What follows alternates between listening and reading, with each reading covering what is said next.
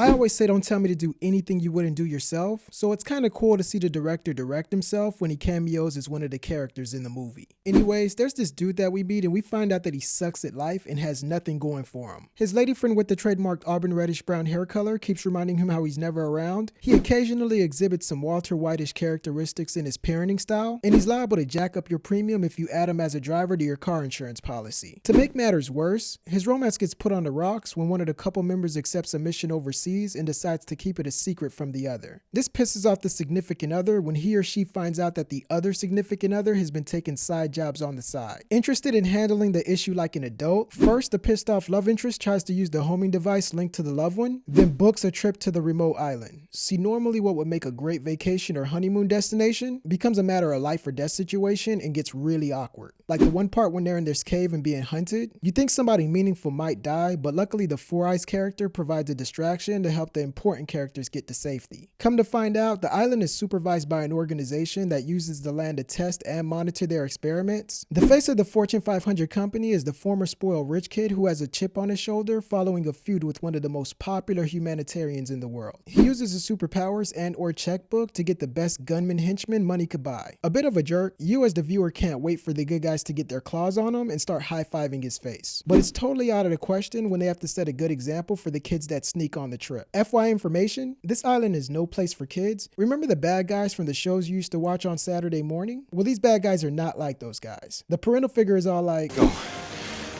as fast as you can. As fast as I can? As fast as you can. So they start running while getting hunted through the fields, and then they make their way to a command center. And speaking of command center, while there, the daughter morphs into a Power Ranger and starts hitting front flips like she's fighting putties and whatnot. But nonetheless, they do manage to escape death from the double-digit time and catch a flight off the island. You think the movie's gonna be done and stuff, but the rich guy arranges for his gunman to load the man-made Apex Predator and give it a first-class ticket to the mainland where it could terrorize civilians or whatever. The whole thing's on the news and on every channel except the music video ones. Now, as scary as it is to have a monster going all Godzilla mode on your city, there are far worse things that could happen. Like watching your marriage go down the drain and not being able to do anything about it. Kinda like the couple at the part where the monster's chilling outside their window and the couple's more concerned about arguing about dinner scenarios. But anyways, the good guys press a button and move back to the top of the rankings on the food chain. Okay. Now I got some good news and some subjective bad news. Bad news is, chip on his shoulder villain guy tries to kidnap a baby. And as we all know, babies versus grown-ups is never really a fair fight. The good news is Papa Bear jumps in and they tag team the hell out of that guy before he dies to death. In the end, the world is a safer place, for everyone I mean, as this is one of the few times I can remember where the Ebony character makes it to the ending credits. Those are 24 reasons these movies are the same. You agree? Yes, no, maybe so? If not, politely share your thoughts in the comment section below and click the subscribe button for more 24 reason videos.